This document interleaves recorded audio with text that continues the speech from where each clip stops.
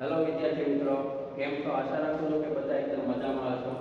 ચાલો આપણે Fourier સિરીઝનો lecture number 2 છે, એમાં આપણે પ્રોબ્લેમ નંબર 3 જે છે એની આપણે પ્રેક્ટિસ કરીએ. તો સૌથી પહેલા આપણે વાત કરીએ તો જીએસઈસીએલ 2020 સિવિલના પેપરમાં પૂછાયેલો છે અને જીએસઈસીએલ 2018 સિવિલ, એટલે કે આ પ્રોબ્લેમ જે છે એ 2 ટાઈમ્સ જે છે એ સિવિલમાં પૂછાયેલો છે. તો આની આપણે વાત કરીએ તો શું આપેલું છે? given u of t is a unit step function. આપણને શું કીધું છે પ્રોબ્લેમમાં કે જે u of t જે છે u of t એ શું છે?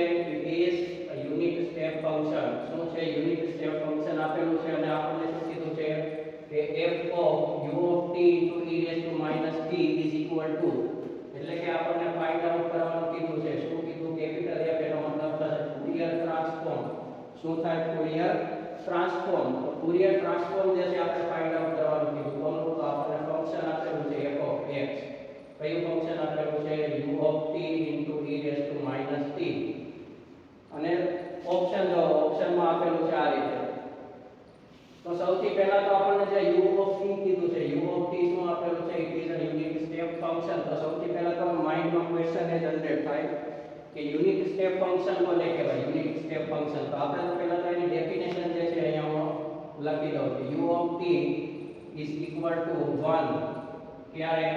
જ્યારે t is greater than 0, અને u of t is equal to 0 when t is less than 0. તો આ કોની ડેફિનેશન થઈ ગઈ? Unit step function. એટલે કે યુનિટ સ્ટેપ ફંક્શન નો મતલબ શું થાય? ધારો કે આપણે એનો ગ્રાફિકલ રિપ્રેઝન્ટ કરીએ તો આ જે એક્સિસ થઈ ગઈ એને કહી દો ટાઈમ એક્સિસ, એટલે કે t, અને આ જે છે એને કહી દો આપણું જે યુનિટ સ્ટેપ ફંક્શન જે છે u of t.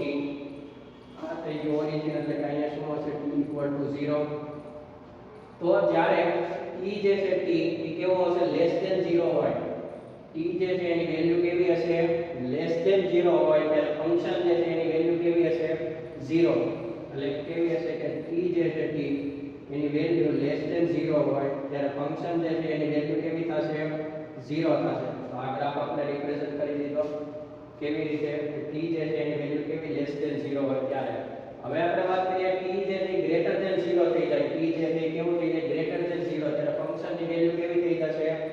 1 થઈ જશે. કેવી થઈ જશે? 1. એટલે કે જેવું t equal to 0 જે છે એનાથી જેવી વેલ્યુ ઇન્ક્રીઝ થશે એટલે ફંક્શન ની વેલ્યુ કેવી થઈ જશે? સીધી 1 થઈ જશે. એટલે કે આપણે એને રિપ્રેઝન્ટ કરીએ આ રીતે. આ થઈ ગયું 1. તો આ જે આપણે ગ્રાફિકલ રિપ્રેઝન્ટેશન કર્યું આ કોનું થઈ ગયું? આ થઈ ગયું આને કહેવાય આપણું યુનિટ સ્ટેપ ફંક્શન. એટલે કે t equal to greater than 0 હોય ત્યારે ફંક્શન ની વેલ્યુ 1 હશે અને t less than 0 હોય ત્યારે ફંક્શન ની વેલ્યુ કેવી હશે? 0 હશે. તો આ ટાઈપનું જે ફંક્શન હોય એને કેવું કહેવાય? યુનિટ સ્ટેપ ફંક્શન કહેવાય. બીજું યુનિટ સ્ટેપ ફંક્શન જે છે એ કેવું છે? પીસ વાઇઝ કન્ટીન્યુઅસ છે. કેવું છે? Piecewise continuous. કેવું ફંક્શન છે? Piecewise continuous. એટલે કે આખું ફંક્શન કન્ટીન્યુઅસ નથી. જો t equal to 0 પાસે આપણું આ જે યુનિટ સ્ટેપ ફંક્શન જે છે એ કેવું છે?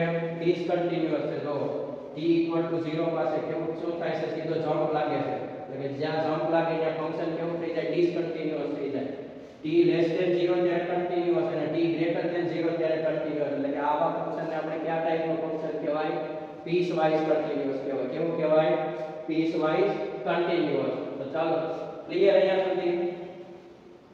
સુધી ક્લિયર થઈ ગયું. ડેફિનેશન ખબર પડી ગઈ. તો આ થઈ ગયા આપણા યુનિટ સ્ટેપ ફંક્શનની ડેફિનેશન. હવે આપણને પ્રોબ્લેમની વાત કરીએ તો પ્રોબ્લેમમાં યુનિટ સ્ટેપ ફંક્શન જે છે તો યુનિટ સ્ટેપ ફંક્શન જે છે એનો આઉટપુટ કેવો મળતો હતો? કાં તો 0 મળે અથવા તો 1, એટલે કે યુનિટ. તો આની સાથે આપણે કોઈ પણ ફંક્શન જે છે બીજું ફંક્શન હોય અને આની સાથે મલ્ટીપ્લાય કરાવીએ એટલે એ પણ કેવું થઈ જશે? જ્યારે વેલ્યુ કેવી હોય? 0 કરતા ઓછી એટલે લેસ ધેન 0 હોય ત્યારે એનો આઉટપુટ 0 મળશે અને જ્યારે ગ્રેટર ધેન 0 હોય ત્યારે આ યુનિટ સ્ટેપ ફંક્શનની સાથે જે બીજું ફંક્શન મલ્ટીપ્લાય થયેલું હોય એ આપણને શું મળશે? આઉટપુટમાં મળશે. અહીંયા જો તો આપણને કોનું ફોરિયર ટ્રાન્સફોર્મ ફાઇન્ડ આઉટ કરવાનું કીધું છે? u of t into e raised to minus t. એટલે કે e raised to minus t જે છે એ મલ્ટીપ્લાય થયેલું છે કોની સાથે? યુનિટ સ્ટેપ ફંક્શન સાથે. એટલે e raised to minus t into u of t. તો આની બરાબર શું થશે? તો અહીંયા મલ્ટીપ્લાય કરાવીએ 1 સાથે આપણે મલ્ટીપ્લાય કરાવીએ તો e raised to minus t ને તો શું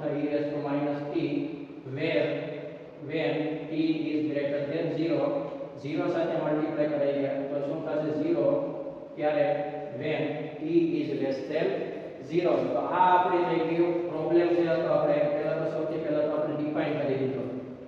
સૌથી પહેલા ફોરિયર ટ્રાન્સફોર્મ ફાઇન્ડ આઉટ કરવા માટે આપણે શું જરૂર હતી? પ્રોબ્લેમને સૌથી પહેલા તો ડિફાઇન કરવો પડે. જ્યારે આ રીતે આપેલું હોય ફંક્શન પર આપેલું હોય ક્લિયર અહીંયા સુધી. હવે આપણે ફોરિયર ટ્રાન્સફોર્મ ફાઇન્ડ આઉટ કરીએ. ફોરિયર ટ્રાન્સફોર્મ આપણે ફાઇન્ડ આઉટ કરીએ. આપણને ખબર પડી ગઈ ફંક્શન કયું આપેલું છે. ફંક્શન આપણને શું આપેલું છે? તો u of t into e raised to minus t equal to e raised to minus t ક્યારે? જ્યારે t greater than 0 હોય ત્યારે, અને 0 ક્યારે? t less than 0 હોય ત્યારે. તો આ ફંક્શન જે છે આનો આપણે શું ફાઇન્ડ આઉટ કરવાનું છે? Fourier transform. ફોરિયર ટ્રાન્સફોર્મ આપણે ફાઇન્ડ આઉટ કરીએ તો સૌથી પહેલા તો ફોરિયર ટ્રાન્સફોર્મ જે છે એના ફોર્મ્યુલા, બે ફોર્મ્યુલા. તો એકમાં 1/√2π જે છે મલ્ટીપ્લાય થયેલું હતું અને એકમાં થયેલું નહોતું. તો આપણે ઓપ્શન જોઈએ તો ઓપ્શનમાંથી કોન્સ્ટન્ટ જે છે આપણે જો 1/√2π વાળો એ કે મલ્ટીપ્લાય થયેલો નથી. એટલે આપણે જે ડોક્ટર બીએસ ગ્રેવલની બુકમાં જે ફોર્મ્યુલા આપેલું હતું એનો આપણે યુઝ કરીએ તો શું થશે? ઇન્ટિગ્રેશન. તો ફોરિયર ટ્રાન્સફોર્મ કીધું એટલે કે ઇન્ટિગ્રેશન ક્યાંથી ક્યાં આવશે? -∞ to infinity function into e raised to i s x. શું આવી જશે? i s x. પણ અહીંયા આપણને વેરીએબલ કયો આપેલો છે? t આપેલો છે. અહીંયા આવી જશે e raised to i s t into dt. શું આવી જશે? Into dt.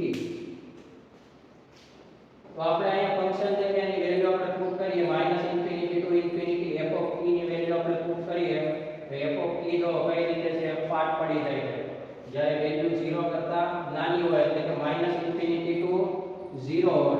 જ્યારે t જે છે એની વેલ્યુ -∞ to 0 હોય ત્યારે ફંક્શનની વેલ્યુ કેવી છે? 0. તો f of t બરાબર 0 e raised to i s t dt plus હવે લિમિટ ક્યાંથી ક્યાં આવશે? 0 to ઇન્ફિનિટી. લિમિટના આપણે શું કરી દીધા? પાર્ટ પાડી દીધા.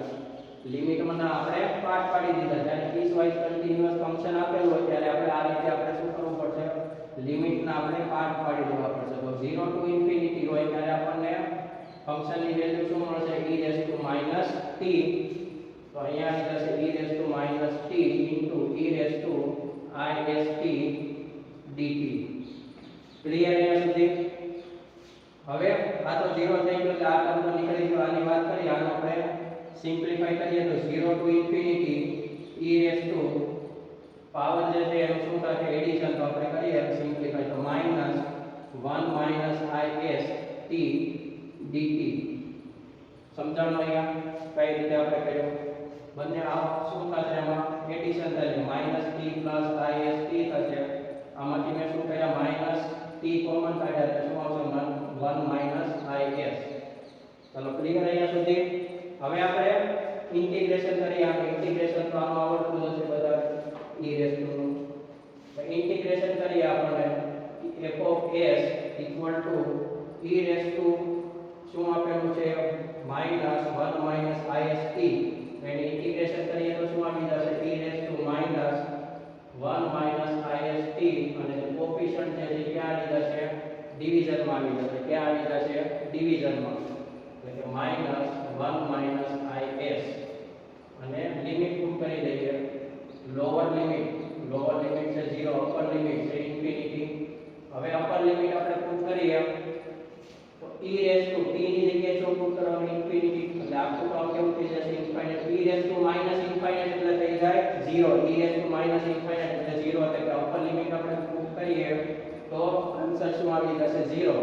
પછી માઈનસ સાઇન. હવે આપણે લોઅર લિમિટ પુટ કરીએ આની જગ્યાએ તો અહીંયા આપણે 0 પુટ કરીએ એટલે કે આખું ટર્મ શું થઈ જાય? 0. e raised to 0 એટલે 1. અહીંયા 1 ડિવાઇડેડ બાય આ ટર્મ તો કેવું હતું? કોન્સ્ટન્ટ. એટલે આવી જશે -1 - is equal to minus minus plus એટલે શું થઈ ગયું?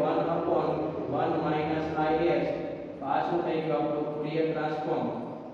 આ થઈ ગયો આપણો આન્સર. જો ઓપ્શનમાં આપેલો છે, હા જો અહીંયા આપેલો 1/1 - is. ક્લિયર અહીંયા સુધી? ચાલો આપણે હવે વાત કરીએ પ્રોબ્લેમ નંબર 4 ની. તો આમાં શું કીધું? Find the Fourier transform of f of x અને f of x આપણને જો આપેલું છે. ફોરિયર ટ્રાન્સફોર્મ ફાઇન્ડ આઉટ કરવાનો છે. ફોરિયર ટ્રાન્સફોર્મ જે છે એનો formula f of s equal to minus infinity to infinity f of x into e raised to I sx dx. તો આ તો આપણને ખબર છે ફોર્મ્યુલા. હવે કઈ રીતે એપ્લાય કરવું? તો આ જે વેલ્યુ આપેલી છે mod of x less than or equal to 1, આનો મતલબ થાય -1 less than x less than 1. આનો મતલબ શું થાય કે x જે છે એની વેલ્યુ કેવી હશે? -1 અને 1 ની વચ્ચે આવેલી હશે. તો ફંક્શન જે છે એની વેલ્યુ જ્યારે ક્યાંથી ક્યાં હોય -1 to 1 હોય ત્યારે જ એમાં શું મળે છે? જો ફંક્શનમાં આઉટપુટ મળે 1 1 x². બાકી બધા પોઈન્ટ પાસે કેવું હશે? ફંક્શન 0. તો આપણે બાકી બધે 0 હશે તો આપણે આ લિમિટ થઈ મળી ખબર પડી ગઈ કે -1 to 1 માટે આપણને ફંક્શન જે છે એની વેલ્યુ મળે છે. બાકી બધા પોઈન્ટ પાસે આપણને વેલ્યુ કેવી મળશે?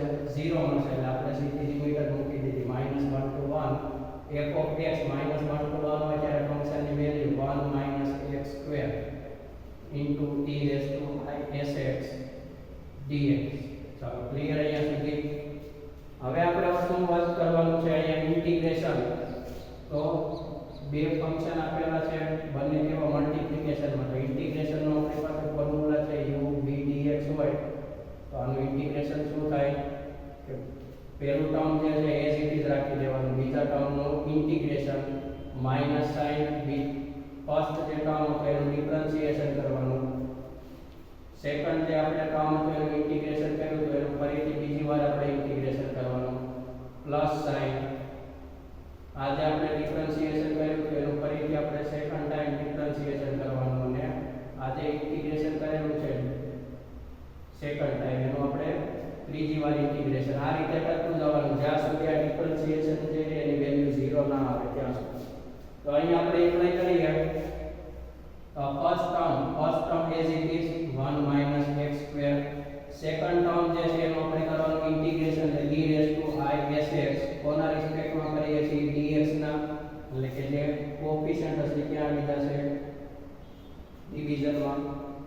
માઈનસ સાઇન ફર્સ્ટ ટર્મ હતું જે એનું આપણે કરવાનું ડિફરન્શિએશન, તો શું થાય? એનું ડેરિવેટિવ -2x ઇન્ટુ આજે આખું ટર્મ જે આપણે ઇન્ટિગ્રેશન કરેલું હતું એકવાર એનું આપણે સેકન્ડ ટાઈમ કરીએ તો શું થશે? e raised to I sx as it is.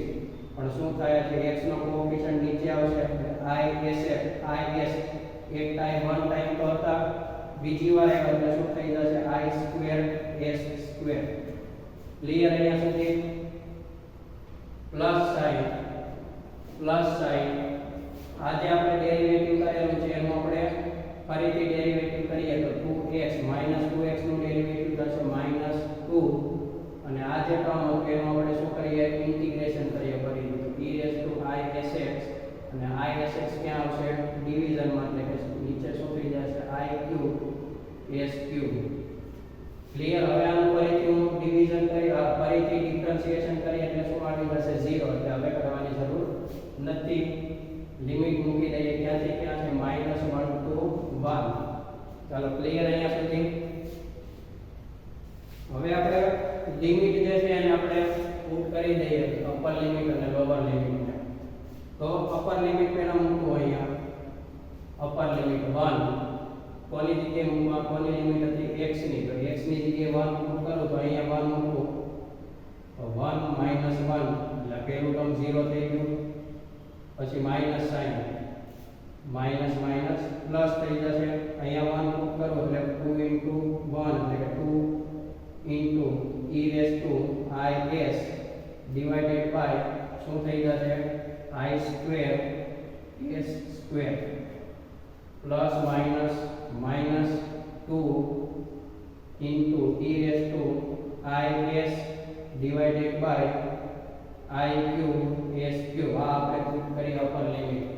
Clear અહીંયા સુધી? x જ્યાં હતા ત્યાં આપણે શું પુટ કરી દીધા? 1. હવે minus sign lower limit put કરીએ. લોઅર લિમિટ શું છે? x = -1. તો અહીંયા પુટ કરું x ની જગ્યાએ -1 તો -1 નો સ્ક્વેર 1 1 - 1 0 એટલે આમાં પણ પહેલું ટર્મ થઈ જશે 0 માઈનસ પ્લસ શું પુટ કરવાનું -1 તો 2 * -1 -1 થશે -2 થઈ જશે અહીંયા પુટ કરીએ તો e raised to -is divided by I square s square થઈ જશે પ્લસ માઈનસ -2 અહીંયા પુટ કરીએ તો e raised to -is divided by I cube s cube આ આપણે પુટ કરી દીધી અપર લિમિટ અને લોઅર લિમિટ હવે આપણે સિમ્પ્લિફાઈ કરીએ તો શું થશે f of s equal to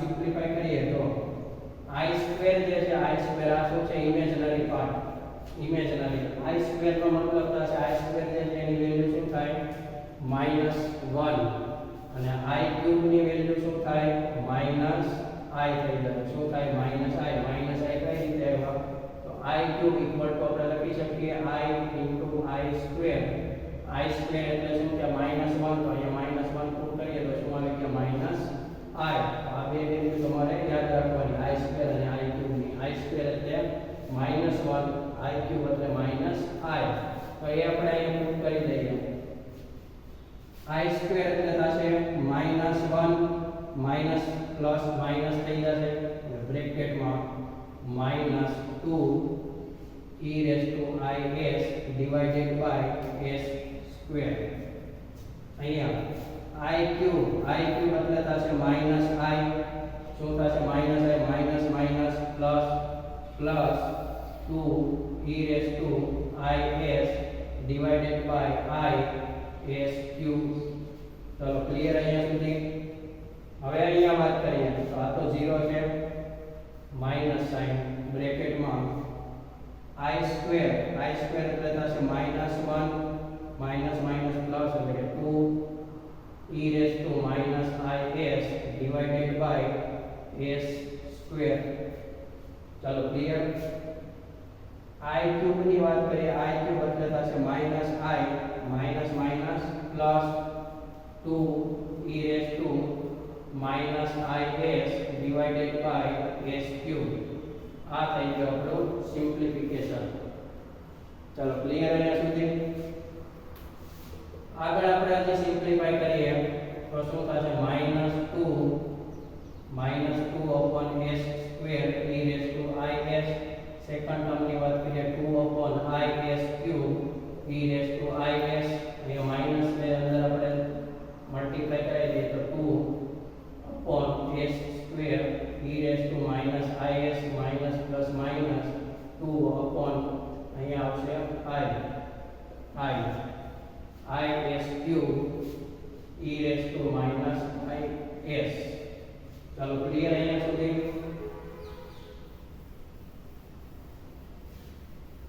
હવે જોવામાં હવે આપણે કરવાની છે ટર્મ જે છે આપણે અહીં અરેન્જમેન્ટ કરવાની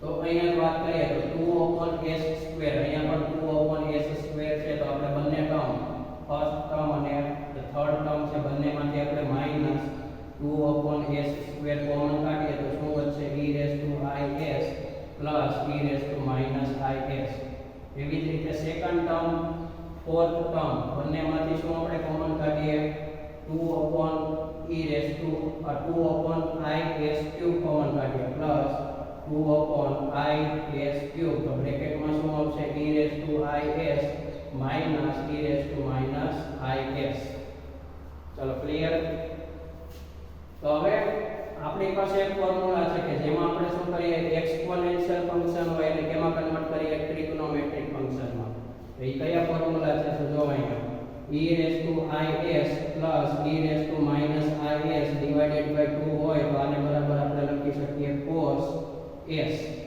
આ કોના વચ્ચેનું રિલેશન છે એક્સપોનેન્શિયલ ફંક્શન અને ટ્રિગ્નોમેટ્રિક ફંક્શન વચ્ચેનું સેકન્ડ ફોર્મ્યુલા છે e raised to is minus e raised to is upon 2i આના બરાબર આપણે લખી શકીએ sin s તો આ બે ફોર્મ્યુલા જે છે એનો આપણે યુઝ કરીએ તો આપણે e raised to is plus e raised to is ની જગ્યાએ આપણે શું લખીએ કે 2 cos s શું લખી શકીએ 2 cos s લખી શકીએ તો અહીંયા હું પુટ કરું વેલ્યુને ઇક્વલ ટુ -2 s સ્ક્વેર બ્રેકેટમાં શું થઈ જશે 2 cos s થઈ જશે અહીંયા વાત કરું પ્લસ 2 i s ક્યુબ હવે આની જગ્યાએ e is minus e is આની જગ્યાએ શું લખી શકીએ આ મલ્ટીપ્લાય થઈ જશે એટલે 2i ઇન્ટુ શું થશે sin s ક્લિયર અહીંયા સુધી ડાઉટ આમાં કોઈને તો હવે આપણે હજી આગળ સિમ્પ્લિફાઈ કરતા જઈએ તો 2 into 2 કેટલા થઈ ગયા 4 તો -4 s સ્ક્વેર cos s ચલો ક્લિયર પ્લસ i કેન્સલ થઈ ગયા 2 into 2 4 s ક્યુબ બ્રેકેટમાં શું આવશે sin s ચલો ક્લિયર 4 s ક્યુબ જે છે આપણે શું કરી લઈએ કોમન કાઢી લઈએ શું કાઢી લઈએ 4 s ક્યુબ 4 s ક્યુબ આપણે કોમન કાઢ્યા તો અહીંયા s સ્ક્વેર તો અહીંયા s મલ્ટીપ્લાય થશે એટલે કે s minus sin s cos s plus શું થઈ જશે અહીંયા sin s તો આ થઈ ગયો આપણો આન્સર આ થઈ ગયો આપણો ફોરિયર ટ્રાન્સફોર્મ ક્લિયર અહીંયા સુધી સમજાવો અહીંયા સુધી આ થઈ ગયો answer this is your answer